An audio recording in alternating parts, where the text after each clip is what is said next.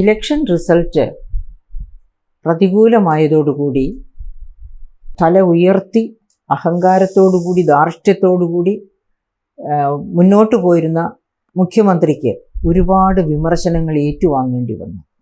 പതുക്കെ തല താഴ്ന്നു തുടങ്ങി എന്ന് വേണം വിചാരിക്കാൻ. അതുകൊണ്ടാണ് ഈ അടുത്ത നാളിൽ അദ്ദേഹം പറഞ്ഞത്, ഞാൻ ജനങ്ങളുടെ സേവകനാണ്, അതായത് ഒരു സാധാരണ ജനസേവകനാണ് ഞാനെന്ന് അദ്ദേഹം ആവർത്തിച്ച് പറയുന്ന ഒരവസ്ഥ നമ്മൾ കണ്ടു. അപ്പോൾ അദ്ദേഹം ഇപ്പോൾ ഇന്ന് തന്നെ അസംബ്ലിയിൽ പറഞ്ഞത് എന്താണ്? അതായത് തെറ്റുതിരുത്തലിനുള്ള ചെറിയ ചെറിയ നടപടികൾ എടുത്തു തുടങ്ങി എന്ന് വേണം നാം മനസ്സിലാക്കാൻ. അതുകൊണ്ടാണ് എന്തുകൊണ്ട് അടിപതറി എന്നുള്ളതിൻ്റെ ഏറ്റവും വലിയ ആഘാതം പറ്റിയത് സാമൂഹ്യ സുരക്ഷാ പെൻഷൻ 6% ഒക്കെ കുടിശ്ശിക വന്നതാണ് എന്ന് മനസ്സിലാക്കിയിരിക്കുന്നു ഇപ്പോൾ.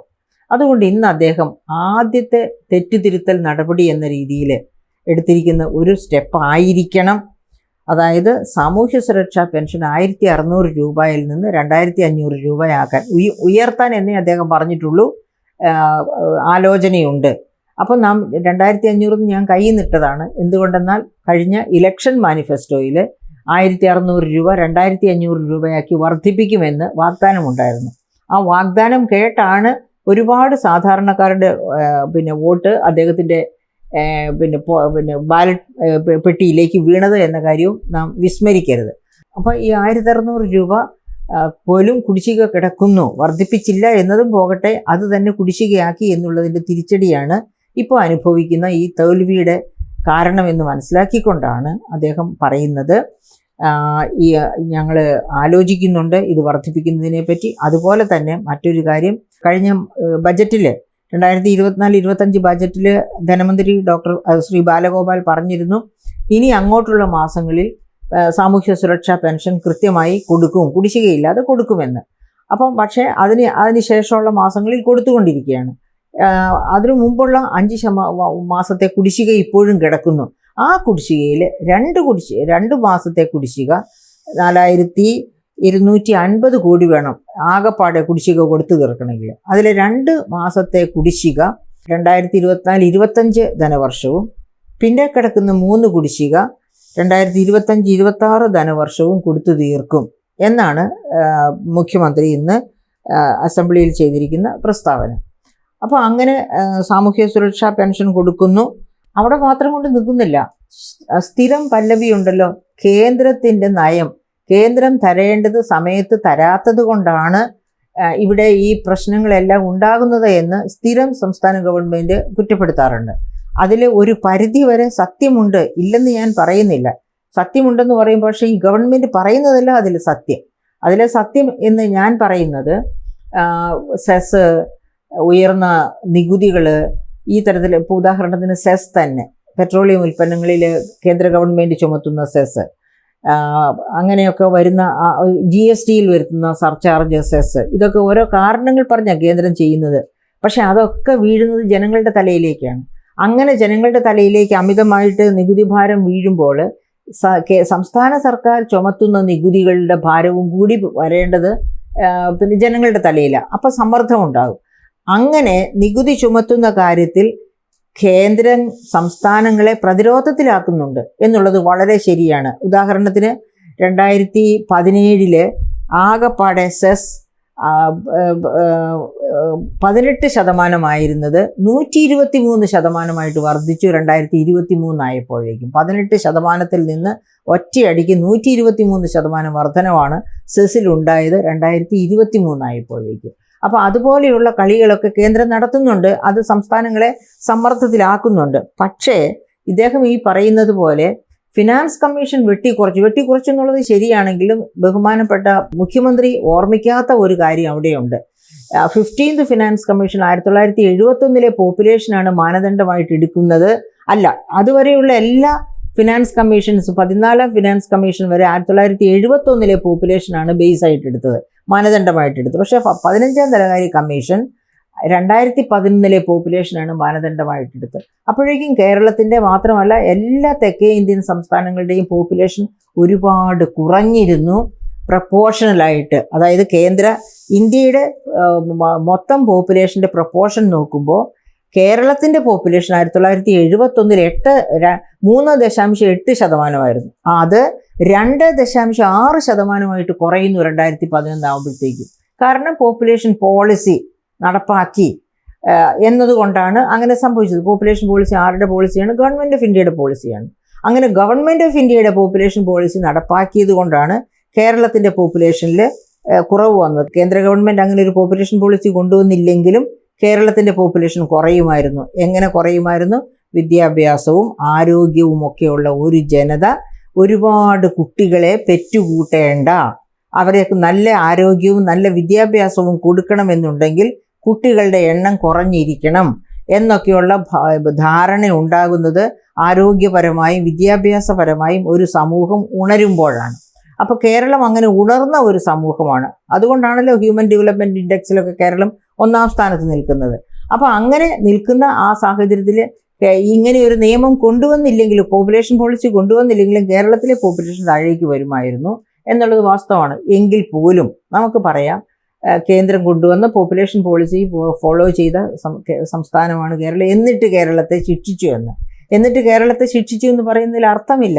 ഇതുപോലെ തന്നെ എല്ലാ തെക്കേ ഇന്ത്യൻ സംസ്ഥാനങ്ങളുടെയും പോപ്പുലേഷൻ കുറഞ്ഞു. അതുപോലെ 15ാം ധനകാര്യ കമ്മീഷൻ തന്ന റവന്യൂ, അതായത് ഡെവല്യൂഷൻ വഴിയായിട്ട് നമുക്ക് കിട്ടിയ എമൗണ്ട്, അത് എല്ലാ സംസ്ഥാനങ്ങൾക്കും കുറഞ്ഞു. ഉദാഹരണത്തിന് മുഖ്യമന്ത്രി അസംബ്ലിയിൽ പറഞ്ഞതുകൊണ്ടാണ് ഞാനിത് വിശദീകരിക്കുന്നത്. കേരളത്തിന് 14ാം ധനകാര്യ കമ്മീഷൻ തന്നത് 2.53%. അത് 15ാം ധനകാര്യ കമ്മീഷൻ ആയപ്പോഴത്തേനും 1.9% കുറഞ്ഞു. എന്ന് വെച്ചാൽ 0.7% ഡിക്ലൈനാണ് കേരളത്തിനുണ്ടായത്. അതേ സമയത്ത് കർണാടകത്തിന് 1.08% ഡിക്ലൈൻ ഉണ്ടായി. അതുപോലെ തമിഴ്നാടിനും ആന്ധ്രയ്ക്കും തെലങ്കാനയ്ക്കും ഒക്കെ കുറവുണ്ടായി. പക്ഷെ അവരാരും ധനപ്രതിസന്ധിയിലല്ല. കേരളം മാത്രമാണ് ധനപ്രതിസന്ധിയിലുള്ളത്. അപ്പോൾ പിന്നെ അതിൻ്റെ കാരണം ധനകാര്യ കമ്മീഷൻ കുറച്ചതുകൊണ്ടാണ് എന്ന് പറയാൻ പറ്റുമോ? അത് മാത്രവുമല്ല, വേറൊരു കാര്യം കൂടെ നമ്മളിവിടെ ഓർമ്മിക്കേണ്ടതുണ്ട്. റവന്യൂ ഡെഫിസിറ്റ് ഗ്രാൻറ്റ് 28 സംസ്ഥാനങ്ങളും യൂണിയൻ ടെറിട്ടറീസും ഉണ്ട്. പക്ഷേ 17 സംസ്ഥാനങ്ങൾക്ക് മാത്രമാണ് റവന്യൂ ഡെഫിസിറ്റ് ഗ്രാൻറ്റ് കൊടുത്തത് 15ാം ധനകാര്യ കമ്മീഷൻ. അതിലേറ്റവും കൂടുതൽ റവന്യൂ ഡെഫിസിറ്റ് ഗ്രാൻറ്റ് കൊടുത്തത് വെസ്റ്റ് ബംഗാളിനാണ്. 40,115 കോടി. കേരളത്തിന് 37,854 കോടി. അതായത് രണ്ടാമത് ഏറ്റവും കൂടുതൽ കിട്ടിയത് കേരളത്തിനാണ് റവന്യൂ ഡെഫിസിറ്റ് ഗ്രാൻറ്റ്. അപ്പോൾ അങ്ങനെ കേരളത്തിന് റവന്യൂ ഡെഫിസിറ്റ് ഗ്രാൻറ്റ് കിട്ടി. ആ റവന്യൂ ഡെഫിസിറ്റ് ഗ്രാൻറ്റ് 5 വർഷവും നമുക്ക് കിട്ടിയതാണ്. ഈ 17 സംസ്ഥാനങ്ങളുടെ കൂട്ടത്തിൽ ഒന്നായിരുന്നു നമ്മളെന്നുള്ളതാണ്. പിന്നെ മുഖ്യമന്ത്രി പറയുന്നത് നമുക്ക് ആളോഹരി വരുമാനം ഉയർന്നു നിൽക്കുന്നത് കൊണ്ട് നമ്മളെ ശിക്ഷിക്കുന്നു. ആ പറയുന്നതിലൊന്നും യാതൊരു അർത്ഥവുമില്ല. അതായത് അത് ഫിനാൻസ് കമ്മീഷൻ്റെ മാനദണ്ഡങ്ങൾ, സെൻട്രൽ പൂളിൽ നിന്നുള്ള വരുമാനത്തെ എങ്ങനെ സംസ്ഥാനങ്ങളുമായിട്ട് ഷെയർ ചെയ്യണമെന്നുള്ള മാനദണ്ഡങ്ങളെ ആശ്രയിച്ചാണ് ഇരിക്കുന്നത്. ആ മാനദണ്ഡങ്ങൾ ശരിക്കും പറഞ്ഞാൽ ആ മാനദണ്ഡങ്ങൾ കേരളത്തിന് അനുകൂലമാക്കി തീർക്കാനുള്ള ശ്രമങ്ങളൊക്കെ ഡോക്ടർ ഐസക് ഫിനാൻസ് മിനിസ്റ്ററായിരുന്ന 2016-17 കാലഘട്ടത്തിൽ ശ്രമിച്ചിരുന്നു. ആ ശ്രമിച്ചതിൻ്റെ ഫലമായിട്ട് കുറേ അഡ്വാൻറ്റേജസ് ഒക്കെ കേരളത്തിനും തെക്കേ ഇന്ത്യൻ സംസ്ഥാനങ്ങൾക്കും കിട്ടി. ധനമന്ത്രിമാരുടെ കൺസോർട്ടിയമൊക്കെ നടത്തി മെമ്മോറാണ്ടം ഒക്കെ തയ്യാറാക്കി പ്രസിഡന്റിന് അയച്ചു.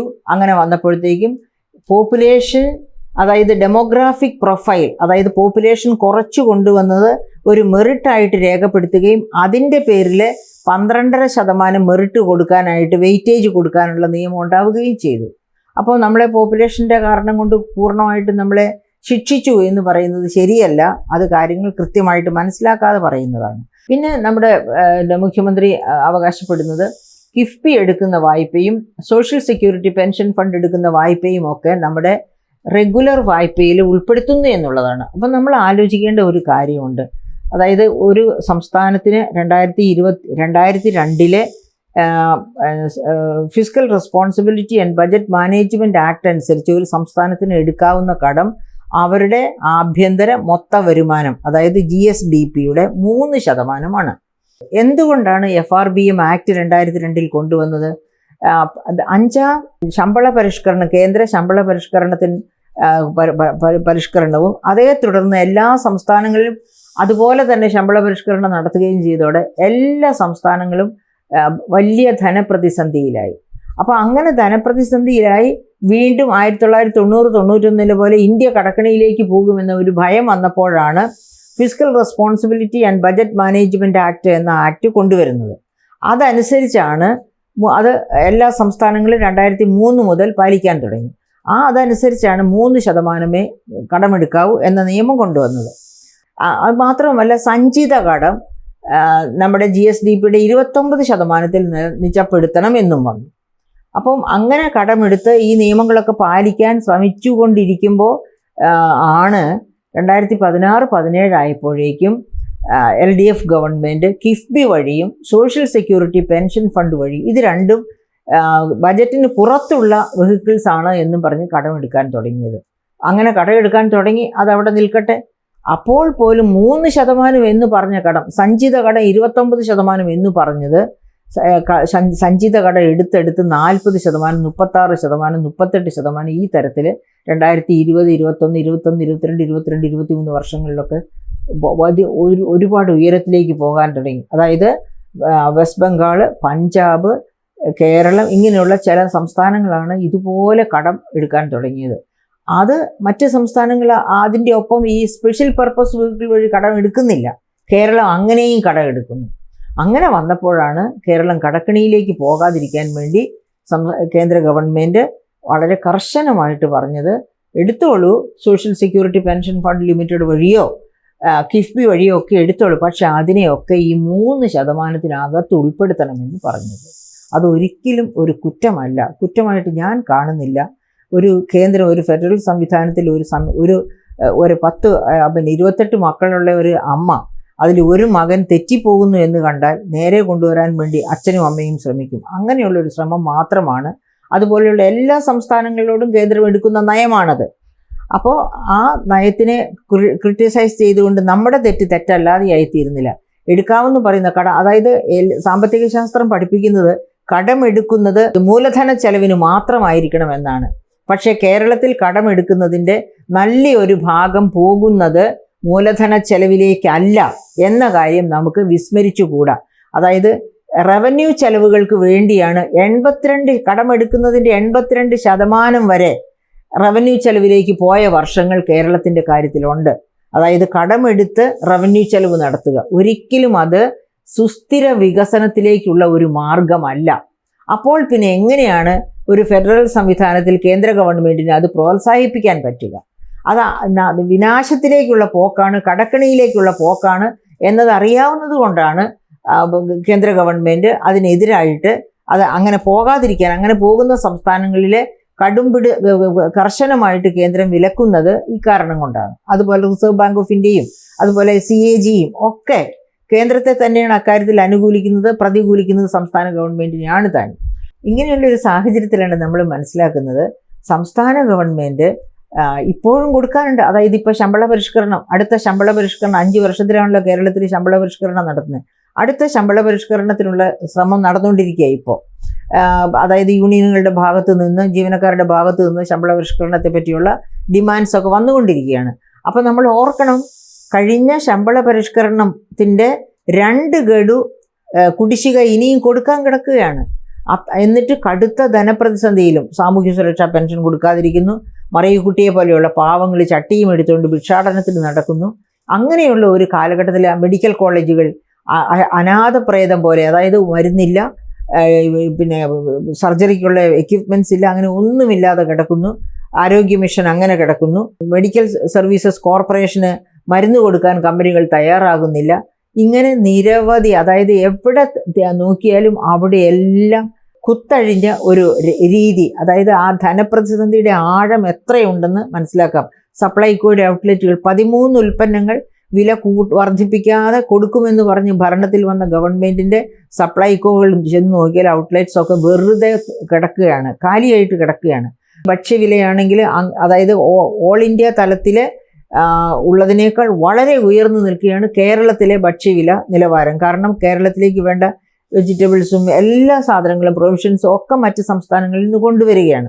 അപ്പോൾ അങ്ങനെ നട്ടം തിരിയുന്ന ഒരവസ്ഥയിൽ ഒരു ഇക്കോണമി പാരലൈസ്ഡ് ആയി കിടക്കുന്നു എന്ന് തോന്നത്തക്ക രീതിയിലാണ് ഇപ്പോൾ കേരളം മുന്നോട്ട് പോയിക്കൊണ്ടിരിക്കുന്നത്. ആ സാഹചര്യത്തിലാണ് പറയുന്നത് പിന്നെ എന്താണ് സോഷ്യൽ സെക്യൂരിറ്റി പെൻഷൻ്റെ കുടിശ്ശിക 3 2025-26 2 24-25 കൊടുക്കും. അങ്ങനെ ശമ്പള പരിഷ്കരണം നടത്തുന്നതിനെ പറ്റി ആലോചിക്കുന്നു എന്ന് ഇന്ന് പറഞ്ഞിട്ടില്ല. പക്ഷേ ശമ്പള പരിഷ്കരണം നടത്തിയാൽ തീർച്ചയായിട്ടും സംസ്ഥാന ഗവൺമെൻറ് കടക്കെണിയിലേക്ക് പോകുമെന്നുള്ളതിന് യാതൊരു സംശയവുമില്ല. ഈ സാഹചര്യത്തിൽ അത് മനസ്സറിഞ്ഞുകൊണ്ട് തന്നെ മനസ്സിലാക്കിക്കൊണ്ട് തന്നെ ഗവൺമെൻറ് ഓർക്കണം, ഒരു ഗവൺമെൻറ്റിനെ ഫോം ചെയ്യുന്നത് ഗവൺമെൻറ് ജീവനക്കാരെ നിയമിക്കുന്ന എന്തിനാണ്? ഗവൺമെൻറ്റിൻ്റെ ഫങ്ഷനിങ്ങിൽ സഹായിക്കാനാണ്, ജനക്ഷേമകരമായ കർമ്മങ്ങൾ ചെയ്യുന്നതിന് സഹായിക്കാനാണ് ഗവൺമെൻറ് ഉണ്ടാകുന്നത്, ആ ഗവൺമെൻറ്റിന് ജീവനക്കാരുണ്ടാകുന്നത്. അല്ലാതെ ഗവൺമെൻറ് ജീവനക്കാരുടെ പ്രൊമോഷനും പിന്നെ ക്ഷേമവും മാത്രം നോക്കാനുള്ളതല്ല. അതുകൊണ്ട് ഈ സാഹചര്യത്തിൽ ഒരു ശമ്പള പരിഷ്കരണം കൊണ്ടുവന്നാൽ എങ്ങനെയിരിക്കും എന്നൊക്കെ ആലോചിച്ചിട്ട് വേണം ഗവൺമെൻറ് മുൻപോട്ട് പോകാൻ. അതുപോലെ തന്നെ യൂണിയനുകളും അവകാശങ്ങൾക്ക് വേണ്ടി ആഹ്വാനം നടത്തി മുറവിളി കൂട്ടി അവസാനം വലിയ അപകടത്തിൽ ശമ്പളവും ഇല്ല ജോലിയും ഇല്ലാത്ത അവസരത്തിൽ അപകടത്തിലേക്ക് ചെന്ന് വീഴാതിരിക്കുന്ന കാര്യത്തിലും യൂണിയൻകാരും അതുപോലെ സർക്കാർ ജീവനക്കാരും ഒക്കെ ശ്രമിക്കണം. അവർ മേടിച്ചുകൊണ്ടിരിക്കുന്ന ഒരുപാട് കൂടുതലെന്നുള്ള അഭിപ്രായമൊന്നും എനിക്കില്ല. പക്ഷെ മേടിച്ചുകൊണ്ടിരിക്കുന്നത് പോലും നിന്നു പോകുന്ന ഒരവസ്ഥയിലേക്ക് അവസ്ഥ തന്നെ അവർ സൃഷ്ടിക്കാൻ പാടില്ല എന്നുള്ളതാണ് എൻ്റെ അഭിപ്രായം.